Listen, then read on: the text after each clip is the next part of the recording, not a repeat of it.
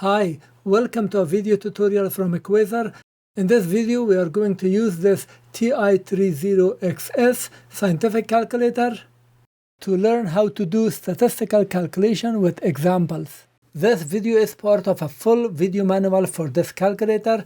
The link to watch that video is below this video in the description. Now let's work with statistics. To go in a statistic mode, we press second function and stat. This button is stat. And from this screen, we can select one variable statistics or two variables. This portion is available only if you do a calculation, which I've already done. So I'm going to show you later. Don't worry if you don't see it. N is number of x or xy data points. X bar or y bar means mean of all x or y values. This Sx or Sy is sample standard deviation of x or y. And this is population standard deviation of x or y.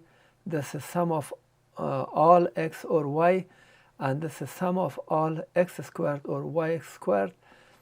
And sum of x, y for all x and y's, and A is a linear regression slope, B is linear regression y-intercept, R is coefficient, correlation coefficient, and x bar or sometimes x hat for two variable uses A and B to calculate predicted x value when inputting a y value.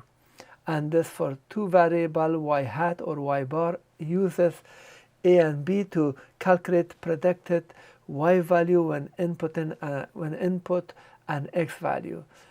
Man x is minimum of x value and Q1 is median of the element between minimum x and median for first quartile, and this is for the third quartile.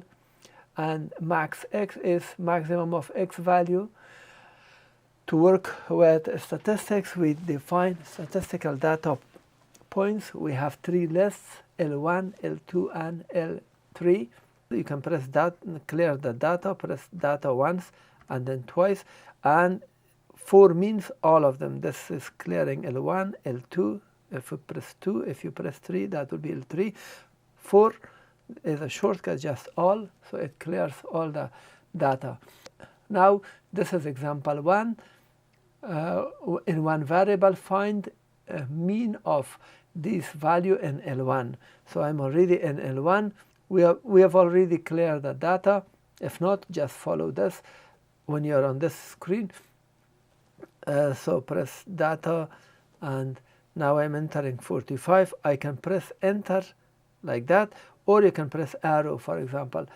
So 45, 55, 55, 55. The rest is 55, 55, down, 55, down, and 55, down. So we are done with entering them. We can press second function, stat, and 1.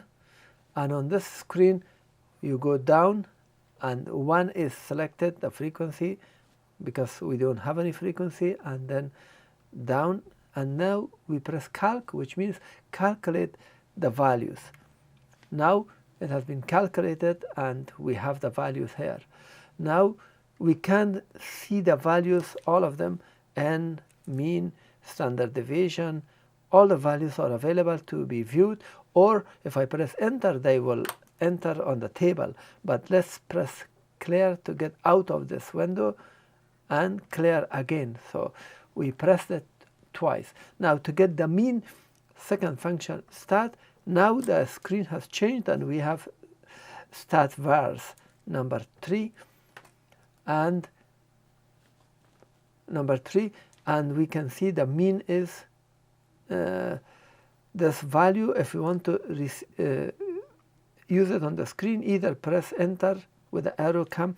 Either with the arrow come to the number and press enter, or simply press 2. That's mean. If I press equal, I can see it. If you want to multiply it by 2, I'm going up and up, the value is there, press enter, the value appears, and then multiply by 2. Either from the same screen you could multiply it by 2, or just bring it on the screen and do that. Now this is example 2. We are in 2 variable. We want to find x prime at 45. These are our data, 4535. This is one value, this is x or y, and this is another x or y. So let's press data 4. We cleared everything, and let's enter these values on the screen, 4 5, and then go down 5 5. So we are entering x values for the L1. So that has been entered.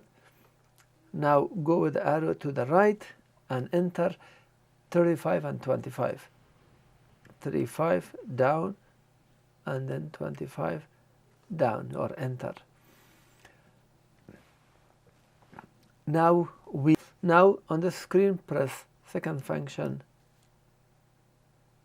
and then 2. We select 2 variables, and in here we select L1 and L2. L1 is selected, L2 is already selected. If not, we could select for the x data and y data. You see the menu has changed, and press calc, and I press enter. So second function and quit. We quit it from that screen. Now let's get x bar and evaluate it at 45. By the way, the value was if you want to see the variables, press second function data, and now because we did the calculation, we can see them, all of them. So x and y bar are here. X prime, y prime should be somewhere here. Yes, like that. So I'm pressing clear. Now we want to get this and you want to get x prime and evaluate it with 45. So second function this, and 3, we get the variables. As I mentioned, we just from here we can go up. It rotates from the bottom, so quickly x and press enter. Now we got x prime and enter 45, close it and press enter, and that is the evaluated value. And that's the evaluated value. And here's example 3. We have Ahmad's score. This is a test 1, 2, 3, and 4. And the scores are 12, 13, 10, and 11. And we have coefficient. And here's example 3. We have Ahmad's score. This is a test 1, 2, 3, and 4. And the scores are 12, 13, 10, and 11. And we have coefficient. For test 1, coefficient is 1, and 3 is also 1. The weight is 1. And for test 2 and 4, the weight is 0.5 and 0.5. Now the question says, find the average grade. 2, what is the value of n given by the calculator represent? What does the value of summation of x given by the calculator represent? So there is a reminder that using this we can find the average weight. Using this formula we can calculate, for example, all the mark times the coefficient, mark times the coefficient of each test, and then divided by the coefficient or weight. And number 3, the teacher gave Ahmad 4 more points on the test 4 due to the grading error. Find Ahmad's new average grade. Now first let's clear the data. Press data once, twice, and then 4. Data is cleared, and then press data and then go to the right, formula, and in here we go number 5, which means clear all formulas. So I can enter or press 5. So formula have been also cleared. Let's enter data score into L1. We are now here in L1. So I'm entering 12, going down, 13, down, 10, down, and 11, down. After that, let's enter the coefficient into L2, go to the next line. When I move it to the right, when I move the cursor to the right, it goes at the first row, 105, 105. So it's 1, 0.5, and 1, 0.5. Let's press enter. It has been done. Then second function and stat. Let's select one variable and go to the right. So come down and then go to the right. We want to make sure we select L2. So L1 and L2 is selected. And here, press enter. Now we have the values shown here, L1, L2, N, and all the other variables are available. This arrow shows we have more. So the mean is 11.333, and this X bar shows the average of marks for Ahmad, which is 11.3. And N here represents the total sum of weights, because 1 plus 0.5 plus 1 plus 0.5 plus 0.5, it gives you 3. And the summation, if I go down here, sum of X, represents the weighted sum of his scores.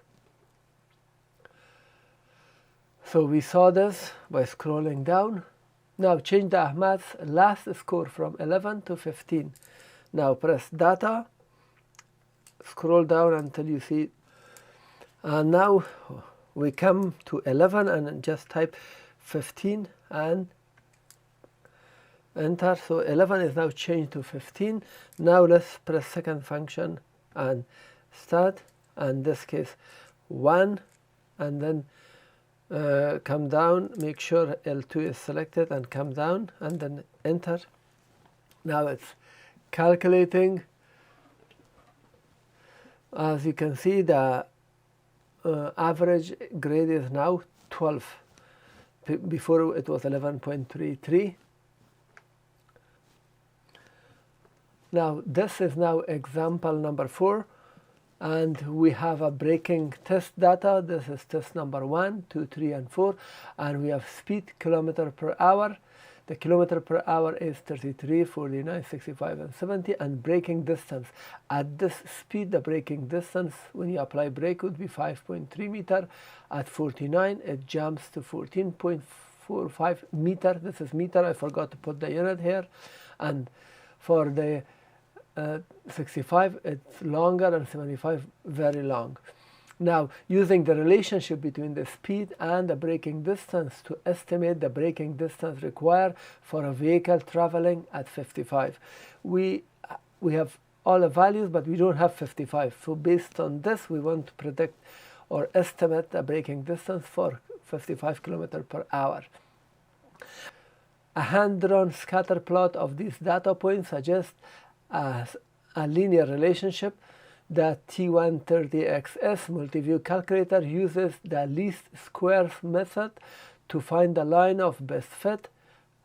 Y hat or Y prime is equal AX prime plus B for the data in the list. Now let's clear the data. Press data, data, and then 4. So it has cleared it. Now let's enter for L1 these values.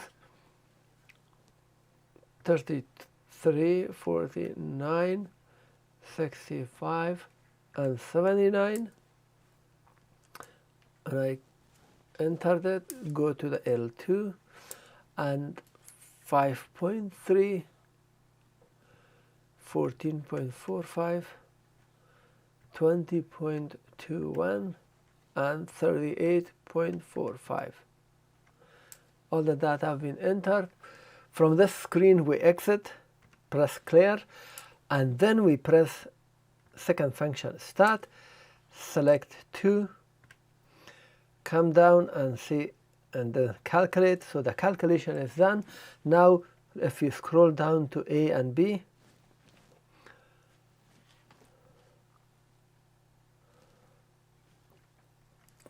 so A is 0.67 for the y prime, that's the coefficient of x, and then B is minus 18. Our formula is like that. Now scroll down until we see y prime. That was x, this is y prime. Remember, we exited from the data. This is very important. I press enter. Now this formula appears here. We can put 5, close it. Now we can use this in our calculation, or simply press to get the calculated value outside the table.